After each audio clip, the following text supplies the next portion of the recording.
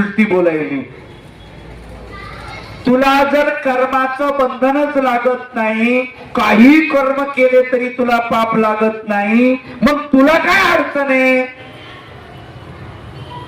हे शरीर मला देण्याची तुला काय अडचण आहे? द्यायला पाहिजे. मेनकारंबा हुनी वेगळी, विषय वासने हुनी निराळी, महामुद्रा जवळी आली त्यासाठी रती दे. ती म्हणते मी काही मेनका नाही आहे, मी काही रंबा नाही तुझं तप भंग करायला आलेली आहे, मी काही उर्वशी नाही, मी महामुद्रेची माझी साधना आहे, ती पूर्ण करण्यासाठी तुला मागणी करते आहे. सांप्रत भूमंडळा लागोनी मजवीन नसे न दिशे योगिनी, समर्थ पुरुषा शोधुनी शीनरे रे कधीची. ती म्हणते सांप्रत म्हणजे आताच्या काळामध्ये या पृथ्वीवरती माझ्यासारखी हठयोगिनी कुणी नाही आहे, आणि या भूमंडळावर मी योगी पुरुष पाहून थकले शिनले. अरे कलियुगीच्या मदना पाताळ गुंफे करीशी आसना, गौरवर्णा कमळनयना भोग भिक्षा मला दे. ती प्रार्थना करते की हे कलियुगीच्या मदना मदन भगवंताचं शरीर कसं आहे सुंदर. केशिराज व्यासानी एक सुंदर ओवी लिहिलेली आहे पहा, की भगवंताचं शरीर कशा प्रकारचं होतं, किती सुंदर दिसत होते याचं वर्णन आहे. ते म्हणतात देखुनी श्रीमूर्ती चाफे गौरव, वैराग्यही झाले कामातुर. चांपे गौर श्रीमूर्ती बघून वैराग्य सुद्धा कामातूर झालेले आहे. किंवा नरेंद्र व्यास भगवान गोपाळ कृष्णाचं वर्णन करताना रुक्मिणी स्वयंवरामध्ये म्हणतात,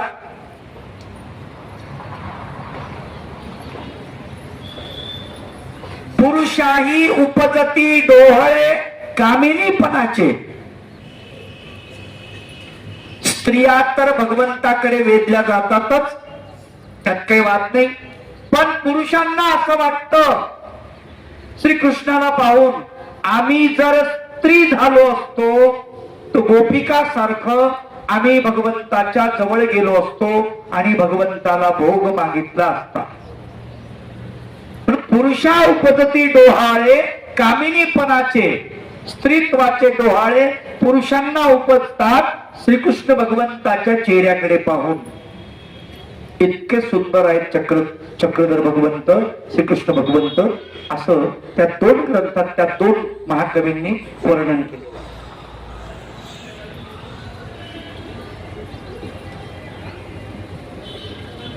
हठयोग पूर्णत्वासी आला, निज सुख द्यावे मजला, दाखवा आपुल्या बळाला योग राजा आता. माझा हठयोग पूर्णत्वाला आलेला आहे, आणि तुम्ही जर मला भोग भिक्षा दिली तर माझा हठयोग पूर्णत्वाला जाईल, म्हणून तुम्ही आपले बळ दाखवा. मी रती घेतल्या वांचून कधी न जाये परतून, मी करीन प्राणार्पण तुझ्याच पासी.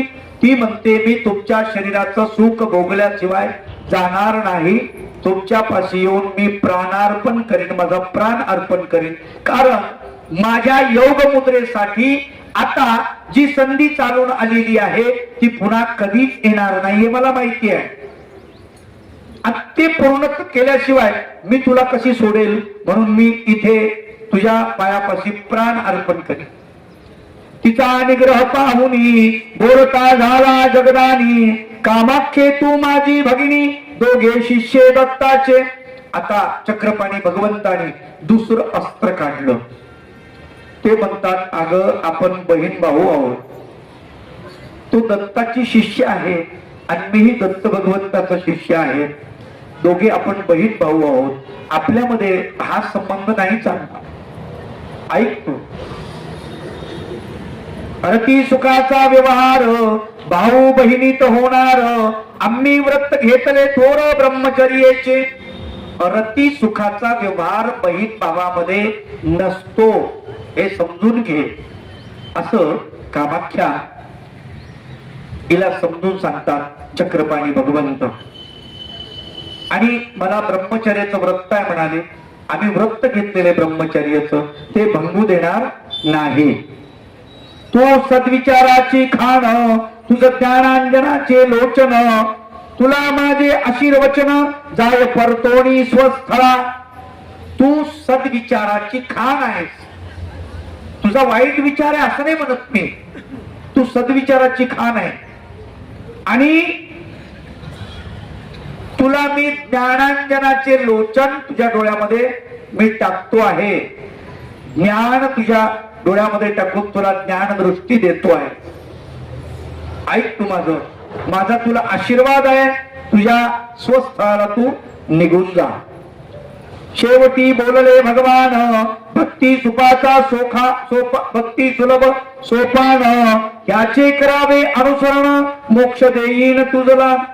शेवटी भगवंत बोलतात की भक्तीचा सोपान तुला अर्पण करतो. सोपान म्हणजे पलंग. तुला भक्ती काय भानगड आहे ती देतो, आणि त्या भक्तीमध्ये तू रमून जाशील, तुझं विषय सुख संपून जाईल, नष्ट होईल. भक्ती पुढे विषय सुख थांबत नाही, संपून जात. मग ते तुला देतो असं म्हणतात भगवंत. विषय सुखा कारणी अनंत जन्म लागे घेणे, अंतवंत सोडून या देणे अनंतासाठी. विषय सुखासाठी आपल्याला अनंत जन्म घ्यावे लागतात.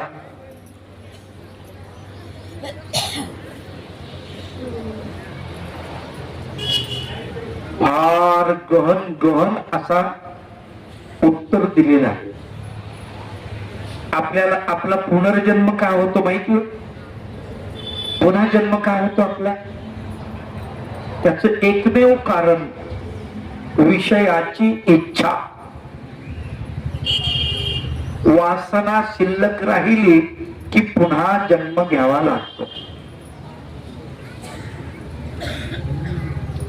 वारकरी संप्रदायात संतांनी फार सुंदर वर्णन केलं.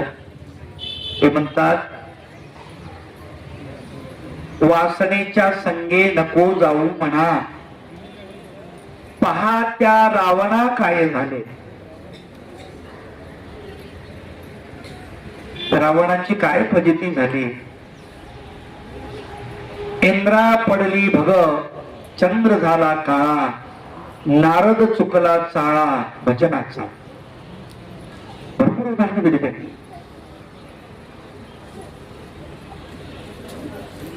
नारदाचं उदाहरण दिलं, इंद्राचं, चंद्राचं. वासनेच्या गर्तेत जो माणूस जातो त्याचं वाटोळ होत, आणि जो वासनेच्या संगतीने गेला त्या पुरुषाला काहीच प्राप्त होत नाही, पुन्हा जन्मच घ्यावा लागतो. कारण वासना कधीही शमत नाही, वासना कधी शांत होत नाही. वासनेचा अग्नी इतका प्रज्वलित आहे, आपल्याला भस्म करून टाकतो, आपण जळून जातो, वासना शिल्लक राहते. पुढच्या जन्मात पुन्हा ती वासना आपल्याला जन्म घ्यायला भाग पाडते.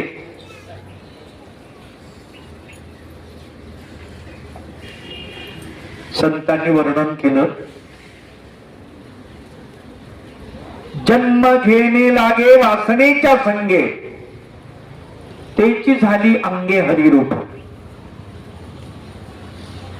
आम्हाला जन्म घ्यावा लागतो तो वासनेमुळे जन्म घ्यावा लागतो.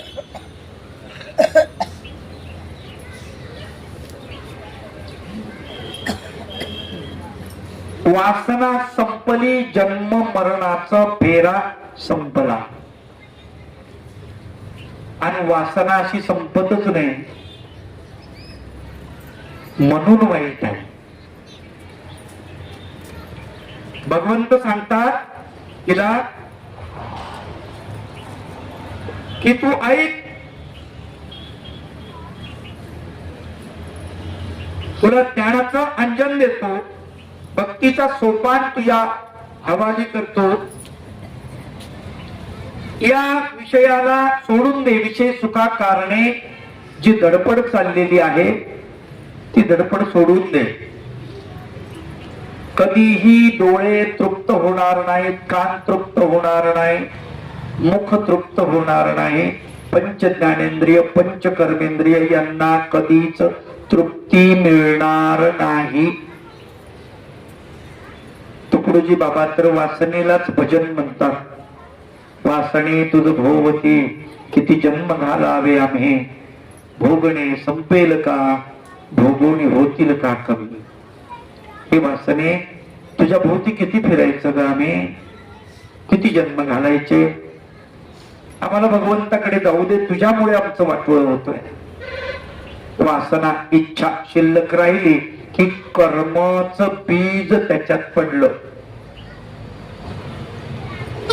आपला पुनर्जन्म वासनेमुळेच होतो, दुसरं तिसरं काही नाही. आपल्या इच्छा आकांक्षा या जन्मामध्ये पूर्ण होत नाही. असं वाटतं घर बांधायचं होतं, राहिलं बाई, काय करावं आता, थकून गेलो, होत नाही आपल्याच्यानं. अलंकाराची वासना, घराची वासना. पोरग ऐकत नाही. एकच पोरग दोन असते तर एकानं ऐकलं असतं, खरं तर चार असले तरी ऐकत नाहीत. माहिती आपल्याला, पण उगाच काहीतरी वाटतं माणसाला. चार पोर असले एखादी पोरगी, माय चारच झाले, एखादी जर पोरगी झाली असती तर तिच्या घरी गेले असते मी. वासना. पण पोरगी बी सांभाळत नाही.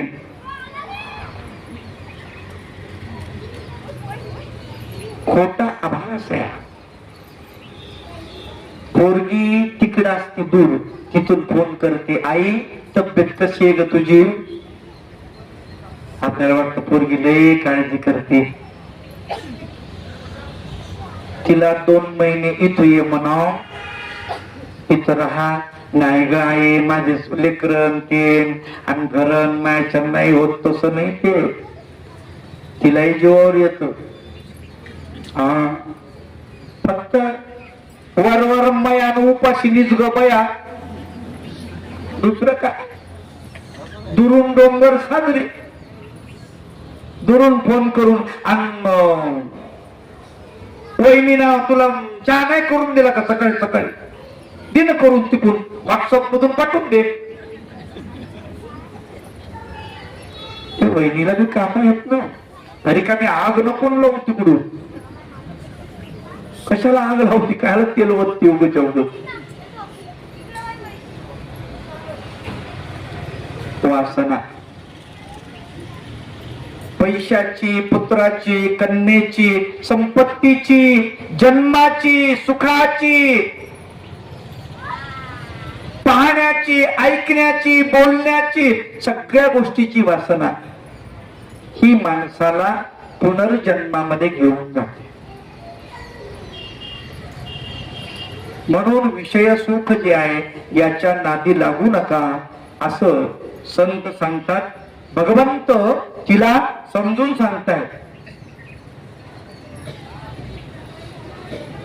1000 वर्षाचे आयुर्मान त्यांनी विषय भोगिला गहन, तरीही गेले मरुण नश्वरतेने. 1000 वर्षाचं आयुष्य मिळालं, त्यांनीही विषय भोगला, तरीही ती मेले.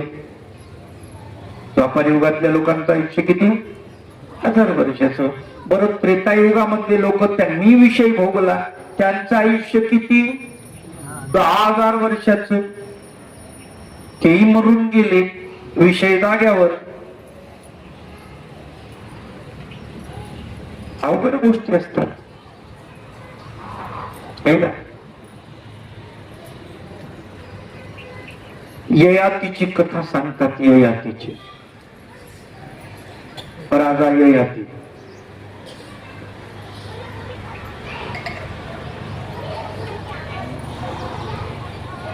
या ययातीला याचा जो पिता असतो याला असं वाटतं 100 वर्ष संपले, आपल्याला अजून जर आयुष्य भेटलं असतं तर बरं झालं असतं. काय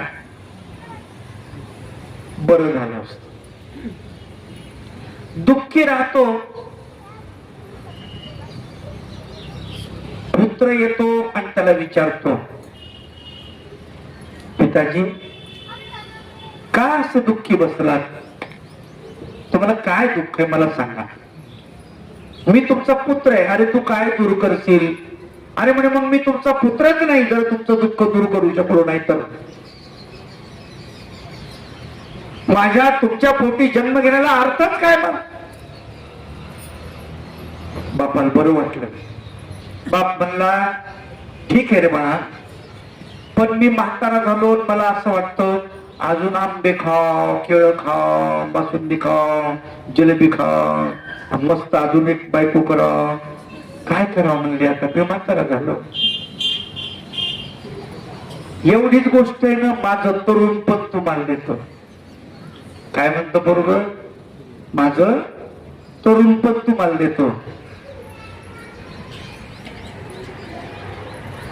कारण तो ऋषीकडे गेलाय का आणि त्याला विचारलं की माझी अशी इच्छा आहे, मी काय करू? त्याने सांगितलं असं तर काही शक्य नाही, पण कुणी जर तुला त्याचं तारुण्य जर तुला दिलं तर होऊ शकते. मग त्याला जवळजवळ 7-8 पोरं होते. शेवटचा हा. त्या मोठ्या पोरांनी सांगितलं तुम्ही एवढे म्हातारे झाले, डंगर झाले तरी सुद्धा तुम्हाला तुमची इच्छा मरत नाही. आम्ही तर अजून काहीच भोगलं नाही, आमचं तरुण पण मागायला लाज कशी वाटत नाही तुम्हाला? पण लहान पोरानं सगळं दिलं. म्हणला ठीक आहे, तुमचं म्हातारपण माझ्याकडे, माझं तरुण पण तुमच्याकडे. मग तो म्हणतो बाप पोराला, कारण तुला असं वाटत नाही का बाकीच्या मोठ्या पोरांना वाटलं? ते म्हणे एवढं उपभोगल्यानंतर सुद्धा जर तुमची इच्छा पूर्ण होत नाही हे कळते आहे, तर याच्यात काही तथ्यच नाही. आणि ज्याच्यात काही तथ्य नाही ते ठेवून मी काय करू? हे घेऊन टाका तुम्हाला. बापाला ते तरुण पण दिलं. बाप तर आनंदित झाला. कथा पुढे सरकते. 200 वर्ष संपत आले. आता पोरग तर मेलं ना. काय पोरग मेलं, म्हातारा झालता अगोदरच.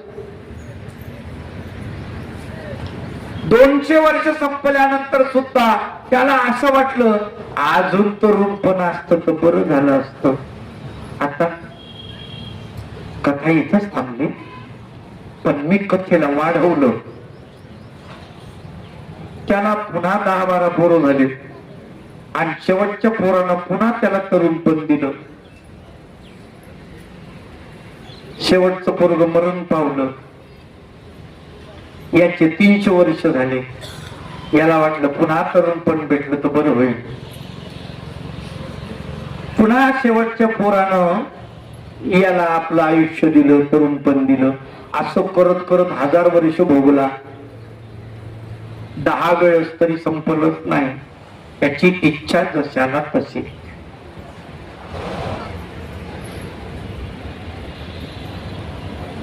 म्हातारपणात माणूस त्याला मरायची इच्छा नाही. ते म्हणते देवा आता घेऊन जा. काहून? बोलता येत नाही म्हणून. बोलता आला असता ना घेऊन जा म्हणला नसता. पाहता येत नाही म्हणून,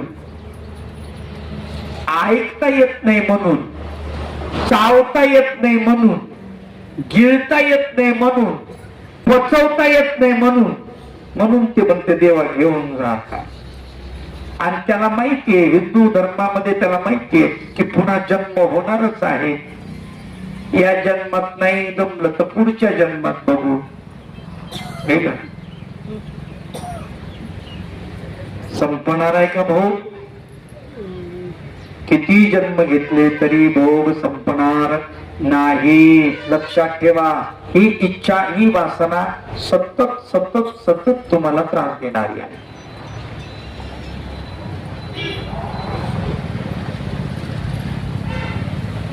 अनाधिकार्या ज्ञानदान, गर्गवासी मिष्टान्न भोजन, जन्मांदाची रूपदर्शन किवी घडावे.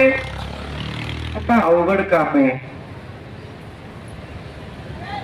अनाधिकारी माणूस जर असेल तर त्याला ज्ञान पचत नाही. काय त्याला ज्ञान पचत का? नाही पचत. गाढवाला मिष्टान्न भोजन दिलं त्याला ते पचत नाही. तशी अवस्था झाली तिची. चांगलं चांगलं जरी दिलं तरी पुढच्याला हे चांगलं आहे हे समजलं पाहिजे ना.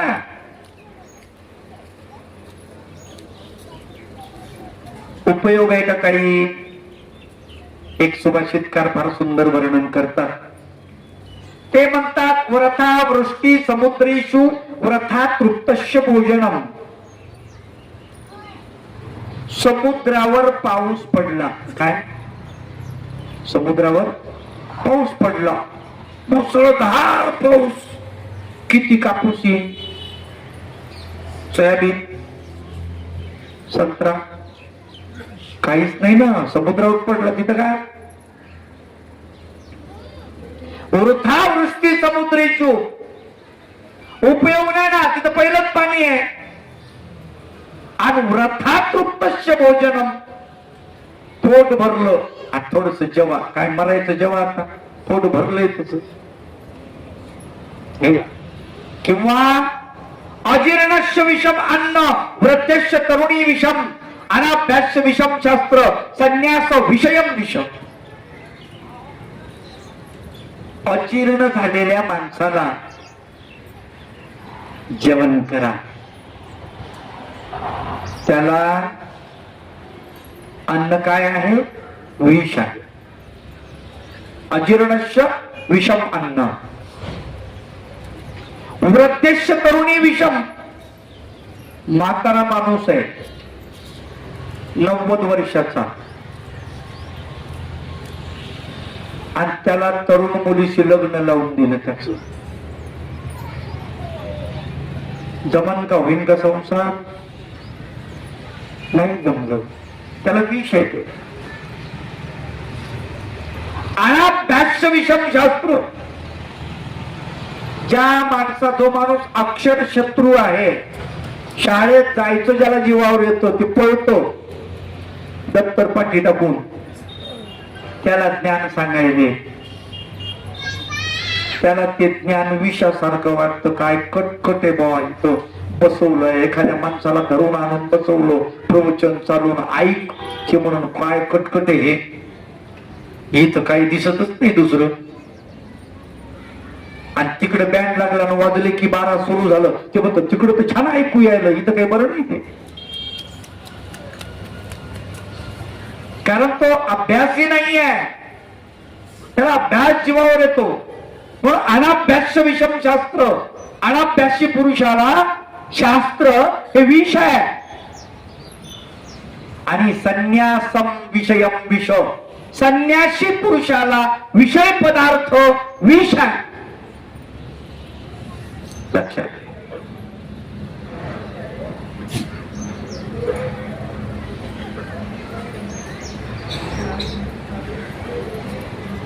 संन्यासांचा मेळा आहे. 100-150 संन्यासी समजा. आणि तिथे एखादी नर्तकी आली ना, बाबा मी सेवा करते तुमची. काय करते? नृत्य काम मला फार छान येतं.